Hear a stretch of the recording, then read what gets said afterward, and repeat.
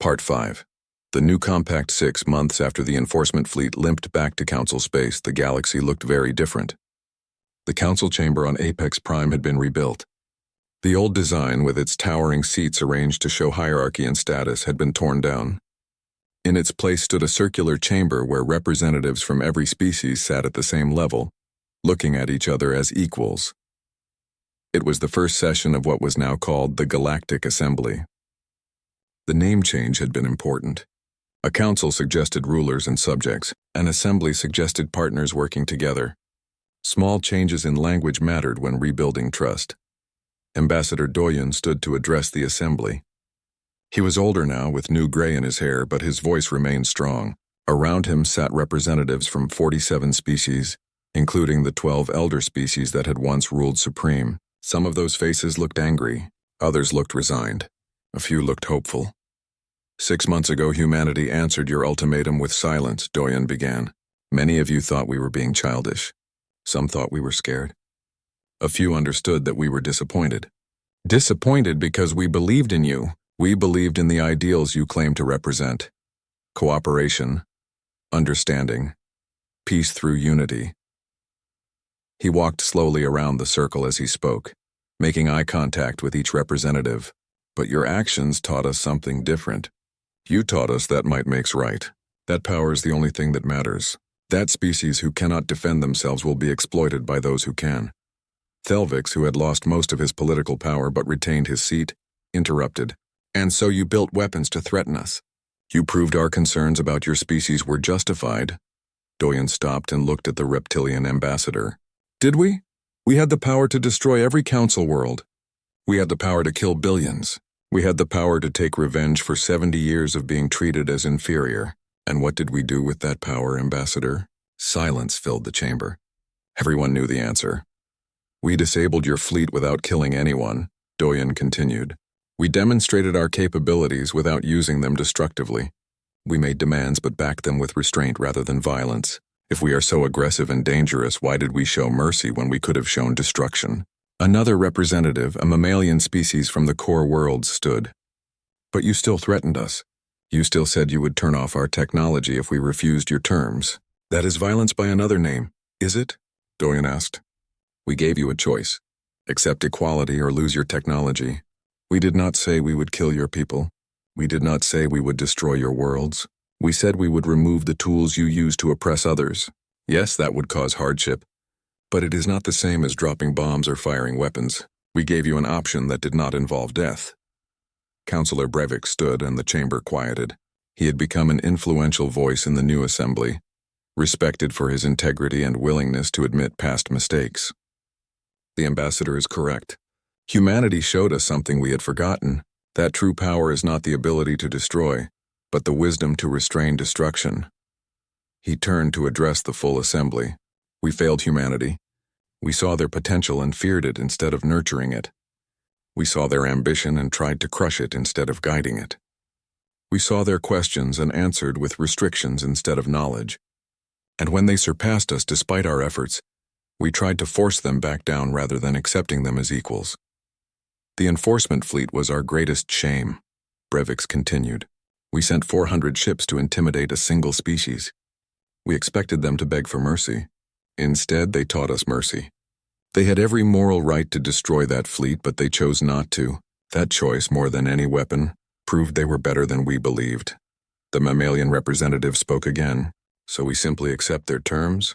We restructure our entire government because they have a weapon pointed at our heads. Admiral Commander Zixthar stood from his position in the military observer section. He had requested permission to attend this session, even though he no longer held active command. I was there, he said quietly. I led that fleet into human space. I saw what they could do. And I tell you now, they are not pointing a weapon at our heads. They are offering us a hand to pull us to our feet. He moved to the center of the circle. Humanity's terms were not designed to punish us. They were designed to fix the problems that led to this conflict. Equal representation prevents any species from becoming oppressive. Technology sharing prevents knowledge from being used as a tool of control. Independent oversight prevents abuse. These are not the demands of conquerors. These are the foundations of the government we should have built from the beginning. Over the next hours, the assembly debated. Some argued for resistance. They claimed accepting human terms was surrender. But their voices grew quieter as others pointed out the obvious truth. Humanity had already proven their power. The 300 lattice nodes in council space were not threats. They were reminders. Reminders that the old way of doing things was over.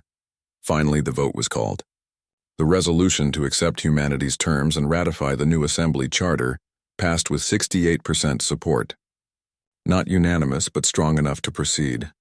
Doyen stood again to give his final address as ambassador. When we answered with silence, it was not defiance. It was disappointment. But today I feel hope that we can build something better than what existed before. Hope that our children will grow up in a galaxy where species are judged by their character, not their military strength. Hope that the ideals you claim to believe in will finally become reality. He smiled slightly. We did not want to threaten you. We did not want to challenge you. We wanted you to live up to your own standards. And now finally you have chosen to try. The session ended with formal ceremonies. The old council charter was officially dissolved. The new assembly charter was signed by representatives from every species. It was not perfect. Many problems remained to be solved. But it was a start.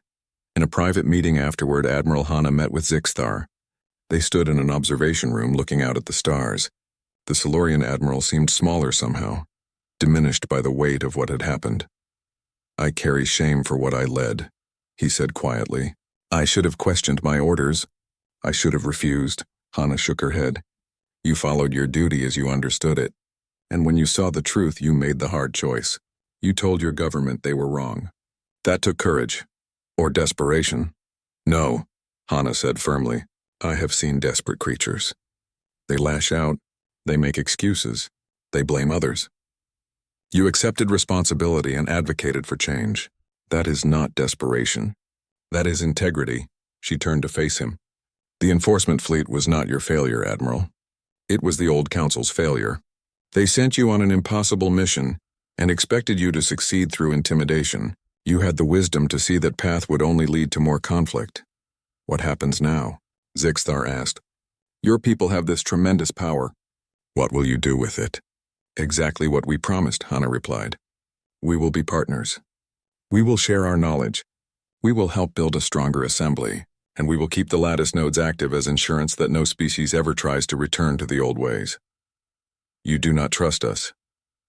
We trust in systems, not promises. The nodes remain active because they prevent conflict, not because we plan to use them. As long as everyone knows the power exists, no one will be tempted to abuse their position. They stood in silence for a moment.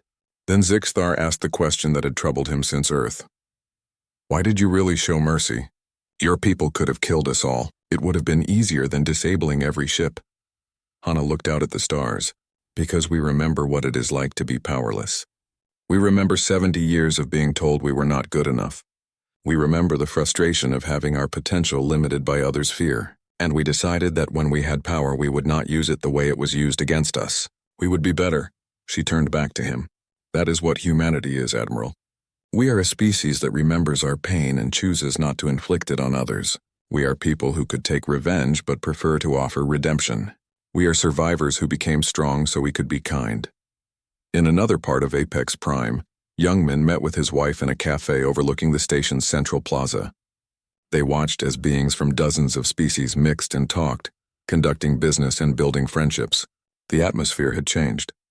There was less formality now, less hierarchy. People seemed more relaxed. Do you think it will last? His wife asked. This new beginning? Youngman considered the question. Not everyone is happy with the changes. There are species who miss the old ways, who remember when they had more power. They will try to undermine the assembly. And humanity will stop them? Humanity will not need to, Youngman said. The assembly itself will stop them. That is the beauty of the new system. Power is distributed. No single species can dominate. And if anyone tries, there are mechanisms to prevent it. He smiled. Humanity did not save the galaxy. We gave the galaxy the tools to save itself. Part 4. The Price of Arrogance. Admiral Commander Zixthar floated in the command chair of his flagship. Now nothing more than a metal tomb, lit only by emergency lights that ran on chemical batteries. Around him, his crew worked frantically to restore any system, any function, anything that would give them back control. Nothing responded. The ship was dead in every way except for life support, which the humans had graciously left active. Through the one communication channel that still worked, Admiral Hana's face remained on the screen. She waited patiently while Zixthar processed what had happened. 400 ships, thousands of crew members, the most powerful military fleet in Council history, all of it rendered useless in an instant. How? Zixthar finally asked. The silent lattice, Hana replied. A quantum network built by a species that understood technology at a level we are only beginning to grasp. They died out 3 million years ago, but their network remained, dormant and waiting. We found it, we studied it, we learned how to activate it. On the main screen, she displayed a star map. Red dots appeared across the entire galaxy, hundreds of them. These are lattice nodes. We have activated 300 of them. Each one is located in a council system. Your homeworlds, your industrial centers, your military bases, every place that matters to your civilization. Counselor Brevix, who had been listening from his position on the bridge, felt his body go cold. You are bluffing. Building one of those structures is impressive, but 300? That would take centuries. A new face appeared on screen beside Hana. A younger man with tired eyes and the bearing of someone who had spent years solving impossible problems. I am Minho, Earth Defense Coordinator. We did not build the nodes, Counselor. We repaired them. The network already existed. It just needed someone with the patience to understand how it worked. The void reaches, Brevix whispered. You found them in the void reaches. Exactly, Minho confirmed. While the Council laughed at us for exploring dead ruins, we were learning. While you restricted our technology and limited our growth, we were preparing. You taught us that the Council respects only power. So we became powerful. Another face joined the display, an older woman with gray hair and an engineer's badge on her uniform. My name is Yunji. I led the Lattice Restoration Project. Let me explain what we can do. She brought up technical displays that made the fleet's technology officers lean forward despite their situation.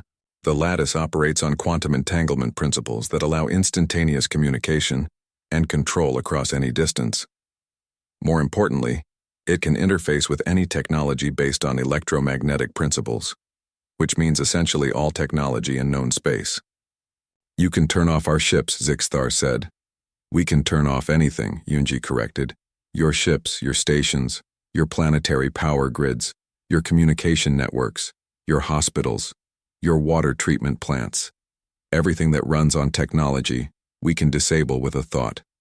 The bridge was silent except for the sound of crew members breathing.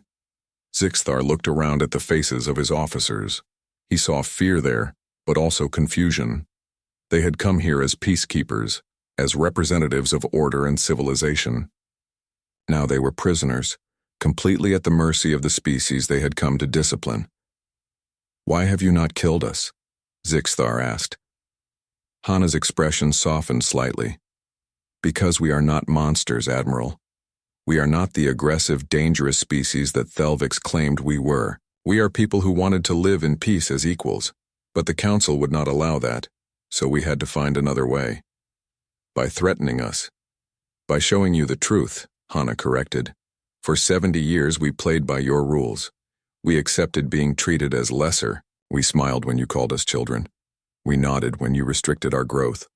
We did all of this because we believed in the ideal of the Council, a union of species working together for the good of all.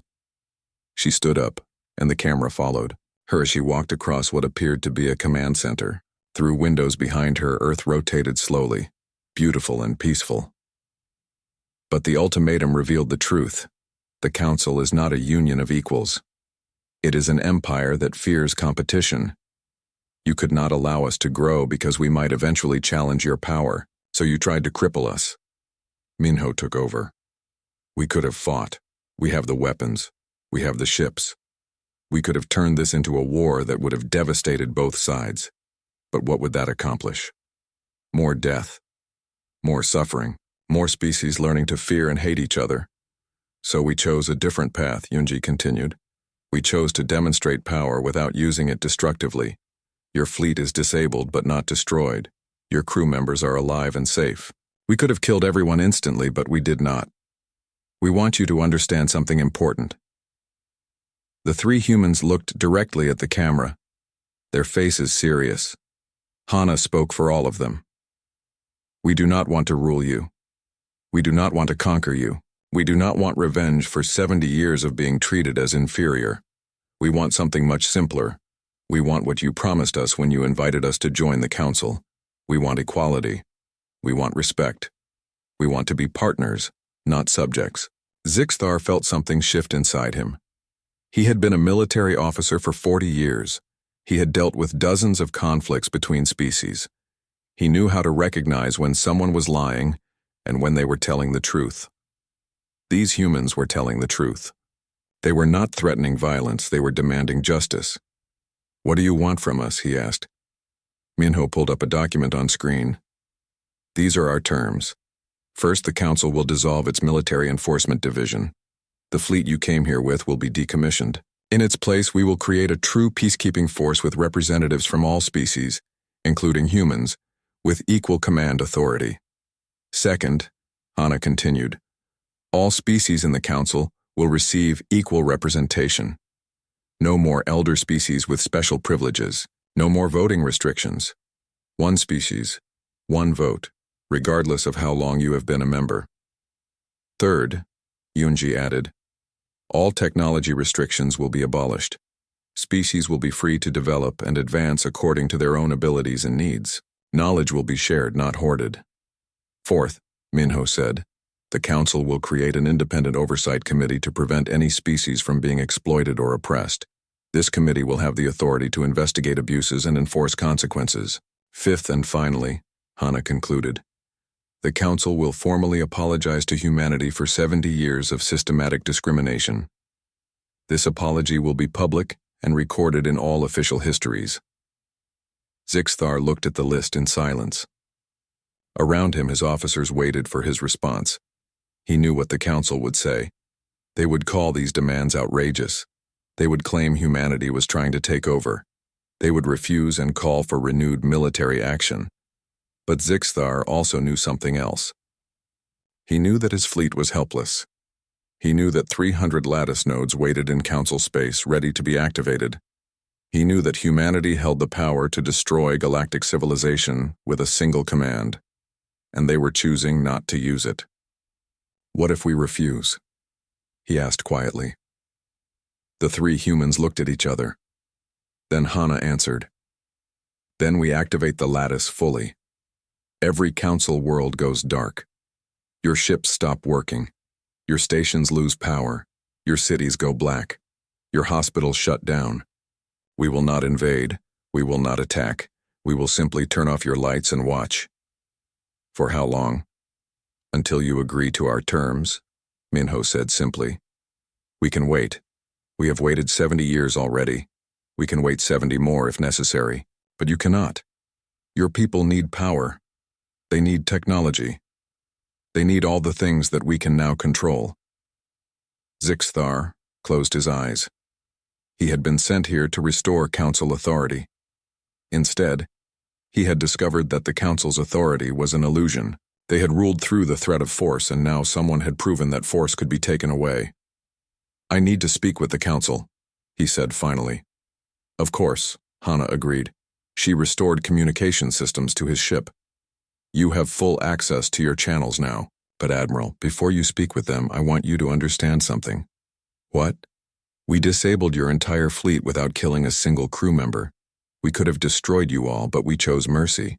Remember that when you make your report.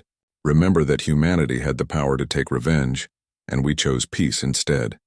Remember that when Thelvix calls for continued conflict. Ask yourself who the real threat is.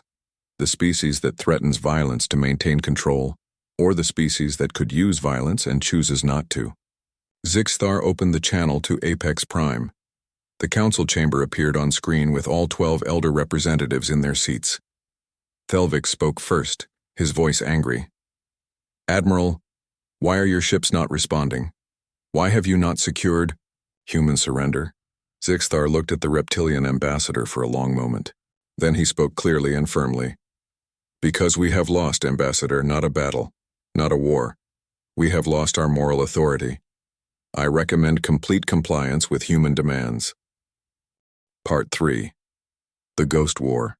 The enforcement fleet hung in orbit above Haven's Rest, and every sensor confirmed the impossible. The colony was abandoned. Streets stood empty. Buildings remained intact with doors unlocked and lights still burning. Agricultural fields grew crops that no one would harvest. In the spaceport, ships sat fueled and ready to launch, but their cockpits were empty. Admiral Commander Zixthar sent down landing parties. The Marines searched through homes and found meals half-eaten on tables. In schools, lessons were still written on boards. In hospitals, equipment hummed and monitored empty beds. Everything suggested that people had simply vanished in the middle of their daily activities. Where did they go? One of his officers asked. Zixthar had no answer. Scans showed no signs of violence, no evidence of disease, no indication of disaster. The humans had left, taking nothing with them except themselves. 3 million people had disappeared without a trace. The fleet moved to the next colony, then the next. Each time they found the same thing. Empty cities. Functioning infrastructure, no humans. It was as if humanity had decided to play a cruel joke on the council, building elaborate sets and then hiding behind the curtain. After the 5th empty colony, the fleet's psychologists began reporting problems. Crew members were having nightmares. Some reported feeling watched even though sensors showed no one nearby. The emptiness was affecting morale in ways that combat never had. Fighting an enemy was one thing. Fighting ghosts was another.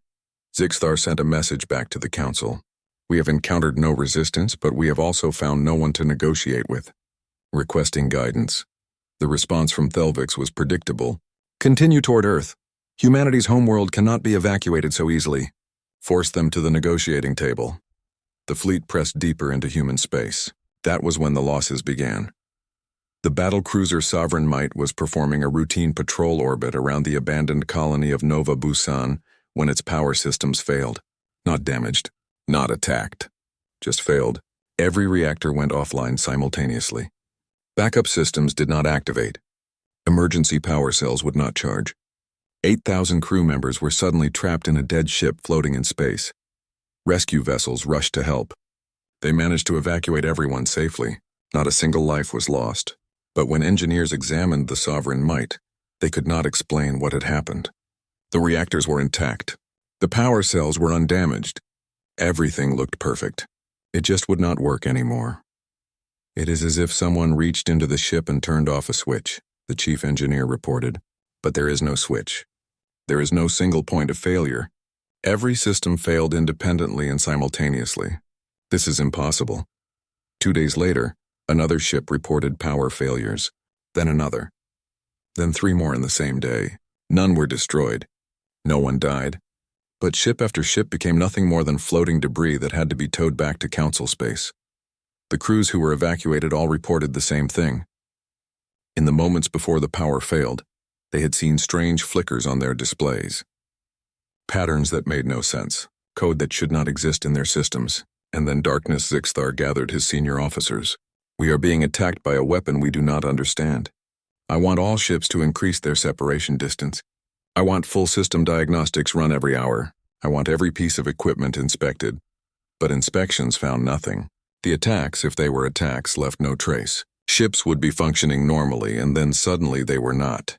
The fleet's technology officers could not find any common pattern. Different ship designs were affected. Different species technology failed. It was as if the attacker knew every type of system in the fleet and could disable them all equally. Then the sightings began. A patrol reported seeing a human ship on long-range sensors. By the time they moved to intercept, it had vanished. Another group detected a massive energy signature, but when they investigated, they found nothing. Sensor ghosts, phantom readings, or perhaps something real that did not want to be found. One corvette captain swore she saw a human vessel pass within visual range of her ship. It was there for maybe 3 seconds. Black hull, no markings, moving impossibly fast. Then it just disappeared. Not jumped. Not cloaked. It was just gone. Counselor Brevix had attached himself to the fleet, determined to understand what was happening. He spent his days analyzing data and his nights interviewing crew members. Slowly, a picture began to form. He called a meeting with Zixthar in the Admiral's private quarters. I have been researching the ruins that humans explored in the void reaches. I found references to something called the Silent Lattice. The what? The Silent Lattice, an ancient network built by a species that died out millions of years ago. The references are vague, but they describe it as a quantum communication network that spanned the galaxy. Instantaneous communication across any distance. But the technology was lost when that civilization fell. Zixthar leaned back in his chair. You think humans found this technology and made it work? I think they found something and spent 30 years learning how to use it. But it is not just communication. The lattice could interface with any technology. It was designed to connect and coordinate systems across vast distances. And if you can connect to a system, Brevix trailed off, letting the implication hang in the air. You can control it, Zixthar finished. You can turn it off. Exactly, the Admiral stared at the star map on his wall. So every ship failure has been deliberate. They are disabling us. Without killing anyone, Brevix noted. They could destroy every ship in this fleet, but they are choosing not to. They are making a point. Zixthar stood and walked to the viewport. Outside, his fleet spread across space. Hundreds of ships representing the power of the Council. But what good was power if it could be switched off like a light? We should retreat, he said quietly. Thelvix will never approve retreat, Brevix replied. He will say we are being cowards. Then we continue to Earth? I believe that is what they want us to do. A message arrived at that moment. Not on the usual communication channels. It appeared directly on every screen in the fleet simultaneously, bypassing all security protocols. The message was short and in perfect Council standard language. Proceed to Earth. You are expected. The message was signed by someone named Ji Yan, identifying herself as a former Council fleet captain who had returned to human space. Zixthar remembered her. She had served with distinction for 10 years before resigning her commission 3 years ago. He had wondered why such a talented officer would leave. Now he knew. She had gone home to prepare for this. The fleet approached Earth's solar system with weapons charged and shields at maximum. Every crew member was at battle stations. They expected resistance, expected a fight, expected something other than the eerie silence that had followed them for 3 months. When they emerged from their jump, they found Earth waiting. The planet hung in space as beautiful as all the pictures showed. Blue oceans, green continents, white clouds, home to 10 billion humans. But surrounding Earth were 30 structures that made every sensor officer in the fleet question their readings. They were massive, each one the size of a small moon. Perfect geometric shapes that seemed to bend light around them. They pulsed with energy signatures that made no sense according to any known science. And they were clearly artificial, clearly defensive, and clearly active. What are those? An officer whispered. Zixthar knew the answer even before Brevix said it. Lattice nodes, they activated the network. A communication channel opened. A woman's face appeared on the screen. She wore a simple uniform with Admiral's insignia. Her expression was calm and confident. I am Admiral Hana, Commander of Earth Defense. Welcome to our home system, Admiral Commander Zixthar. We have been expecting you. Zixthar found his voice. Surrender your weapons and prepare to negotiate. Hana smiled. No, you will surrender yours. And then we will talk. Before Zixthar could respond, every ship in his fleet went dark. 400 warships, the pride of the Council, became nothing more than floating metal. Power gone. Weapons offline. Communications dead except for the one channel that Hana kept open so Zixthar could hear her next words. You came here to discipline us, to force us into submission, to remind us of our place. Instead, Admiral, you are about to learn your place, and it is not above us. Part 1. The Ultimatum. The Council chamber floated in the darkness of space, a massive ring of metal and glass that housed the government of 1,000 worlds. Inside, Ambassador Doyen stood alone before 12 towering seats, each one occupied by a representative of the elder species. He had walked this floor many times in the past 20 years, but today felt different. Today, the air itself seemed heavy with judgment. The reptilian ambassador, Thelvix, rose from his seat. His scales gleamed under the artificial lights as he spoke in a voice that echoed through the chamber. Humanity has been granted the privilege of Council membership for 73 years. In that time, you have grown at an alarming rate. Your ships multiply, your colonies expand, Your technology advances faster than any species we have ever observed. Doyen listened without expression. He had expected this meeting would not go well. But he maintained the calm demeanor that had made him successful in diplomatic circles. Around him, holographic displays showed images of human colonies. Human ships, human research stations scattered across the outer territories of known space. Velvix continued, his words carefully chosen. The Council has deliberated for many months. We have concluded that humanity's rapid expansion poses a risk to galactic stability. Therefore, we present you with the following requirements. First, all human military vessels must be surrendered to Council authority within 6 months. Second, humanity will accept permanent restrictions on technology development, particularly in weapons and propulsion systems. Third, all human colonies will accept Council peacekeepers to ensure compliance with these measures. The other Council members sat in silence. Some looked uncomfortable. Others nodded in agreement. Doyen noticed that Councillor Brevix, an insectoid representative from the Hive worlds, kept his compound eyes focused on the floor rather than meeting Doyen's gaze. These measures are for the protection of all species, Velvix said, settling back into his seat. Including humanity itself. You are young and aggressive by nature. The Council has a responsibility to guide younger species away from destructive paths. We have seen too many civilizations destroy themselves through unchecked expansion. Doyen finally spoke, his voice steady. How long do we have to consider these requirements? 48 hours, Velvix replied. We understand this is a significant decision, but the Council has been patient long enough. We expect your cooperation, Ambassador. The alternative would be most unfortunate. The meeting ended without ceremony. Doyen walked out of the chamber and through the long corridors of Apex Prime Station. Other species moved past him, going about their business, unaware of what had just transpired. He passed markets where traders from 100 worlds sold their goods. He passed viewing ports where tourists gazed at the stars. Everything seemed normal, but Doyen knew that nothing would be normal after today. In his quarters, Doyen activated a secure communication channel. The face of Admiral Hana appeared on the screen, transmitted from the fortress world of New Sol thousands of light years away. She looked tired but alert. They did it, Doyen said simply. Complete surrender of sovereignty or they take it by force. Hana nodded slowly. Then we proceed with the plan? I need to confirm with Earth first. But yes, I believe we proceed.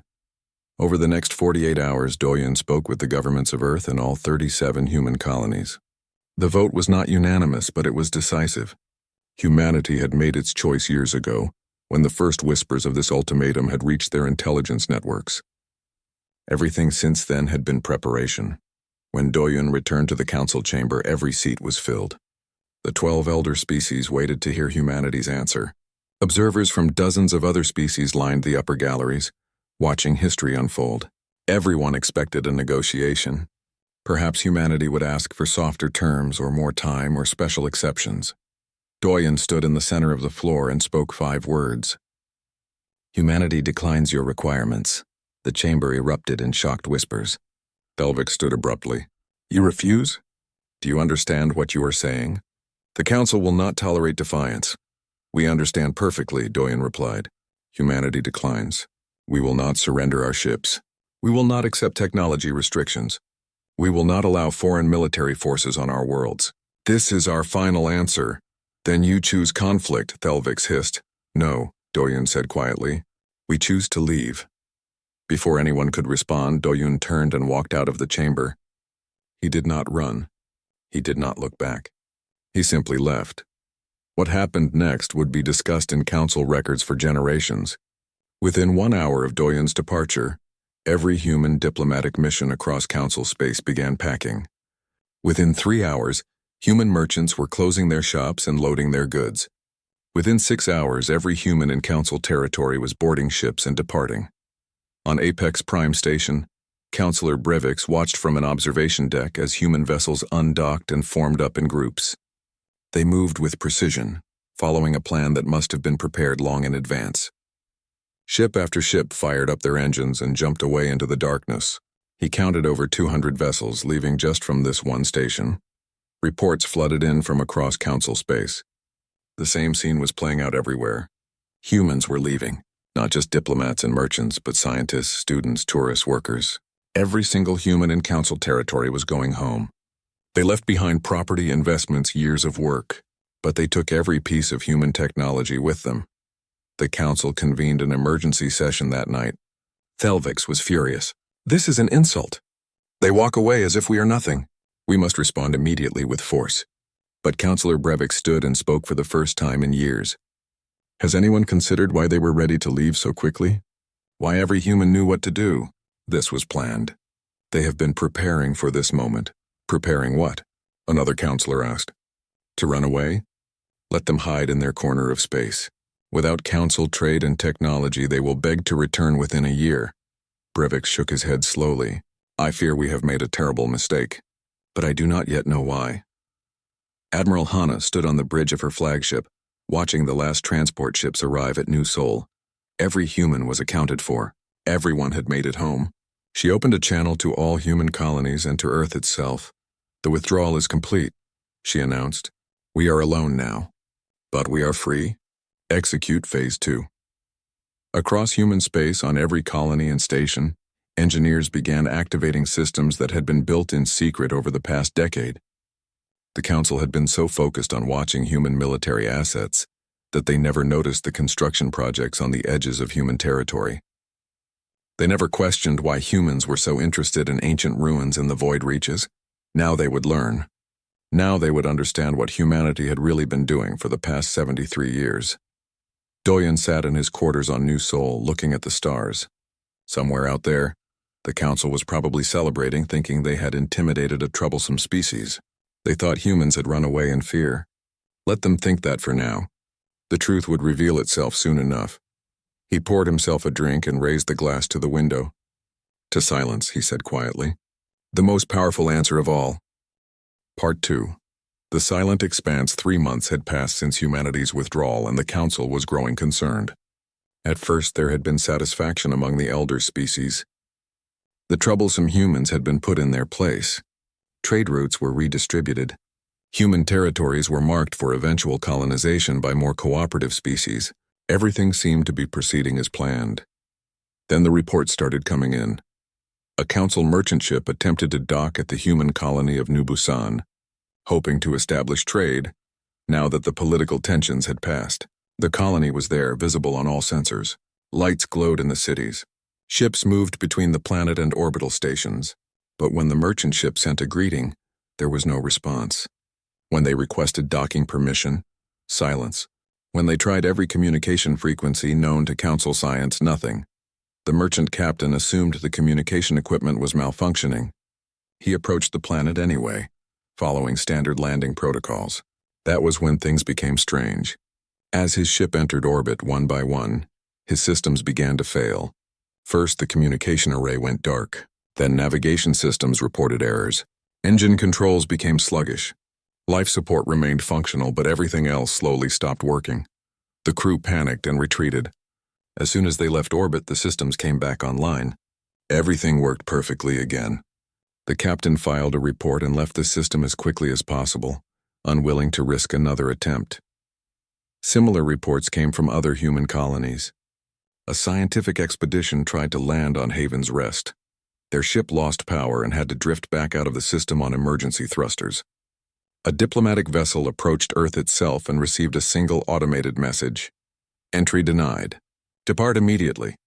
When they refused, their ship's computer core crashed, forcing an emergency evacuation to escape pods. In the council chamber, Thelvix dismissed the reports. Technical malfunctions. Our ships are not designed for the specific radiation frequencies in human space. We will adapt and try again. But Councillor Brevix was not convinced. He had begun his own investigation, quietly requesting files from the council archives. What he found disturbed him greatly.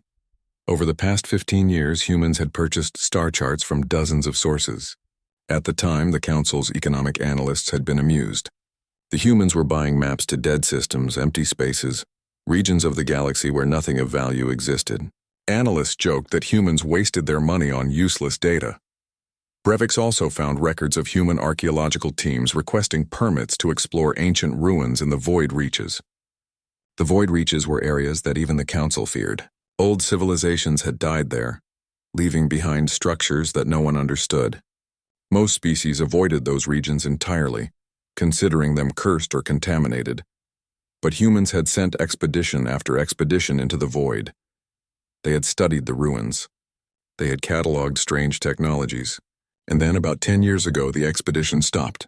The humans suddenly lost interest in archaeology and focused on construction projects in their own territory. Brevix presented his findings to a small group of counselors he trusted. They found something, he said, in the void reaches, something that changed everything. What could ancient ruins teach them that we do not already know? One counselor asked. I do not know, Brevix admitted, but I believe we need to find out. The council approved a reconnaissance mission. 6 scout ships, fast and equipped with the best sensors available, were sent into human space. Their mission was simple: observe and report. Do not engage. Do not provoke. Just gather information. The scouts jumped into human territory and immediately noticed something odd. The colonies were all intact and functioning. Orbital stations operated normally. Mining facilities extracted resources. Agricultural worlds harvested crops. Everything looked perfectly normal from a distance, but there were no humans visible. The scouts used high-powered telescopes and heat sensors. They detected life signs on the planets, but the numbers were wrong. Each colony should have millions of inhabitants. The sensors showed only thousands.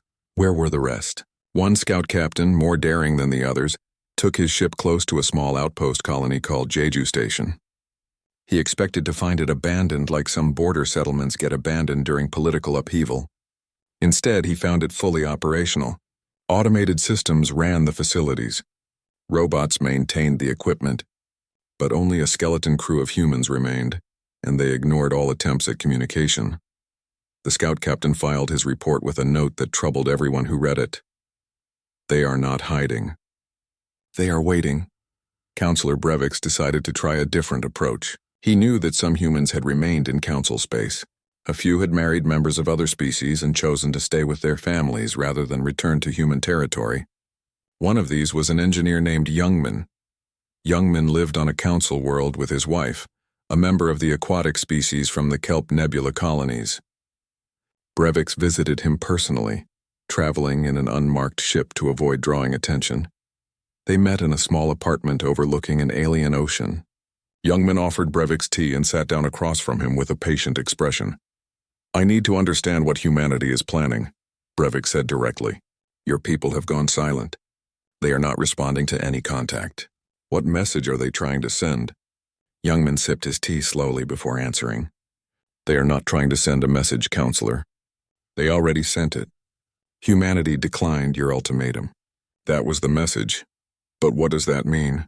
Are they preparing for war? Are they building weapons? Why would they need weapons? Youngman asked. You came to them with demands backed by the threat of force. They responded by removing themselves from your reach. What would weapons accomplish? Brevix leaned forward. Then what are they doing? Why the silence? Youngman smiled, but it was not a happy expression. Counselor, do you know what humans do when someone threatens them with violence? First, we try to talk. We try to find a peaceful solution. But if talking fails, we do not respond with equal violence. We respond by changing the game entirely. I do not understand. No, Youngman agreed. You do not. And that is the problem. The Council has played by the same rules for thousands of years. You see power as military strength, economic influence, political maneuvering. You thought you understood how the game was played. But humans do not play games we cannot win. We change the rules instead. Brevix left the meeting more worried than when he arrived. He reported back to the Council, but most members dismissed his concerns. Thelvix was already organizing a military response. Enough waiting, Thelvix announced in the chamber. Humanity's silence is defiance. They believe they can ignore the Council and face no consequences. We will show them otherwise. I propose we assemble an enforcement fleet and remind humanity of their obligations. The vote passed easily.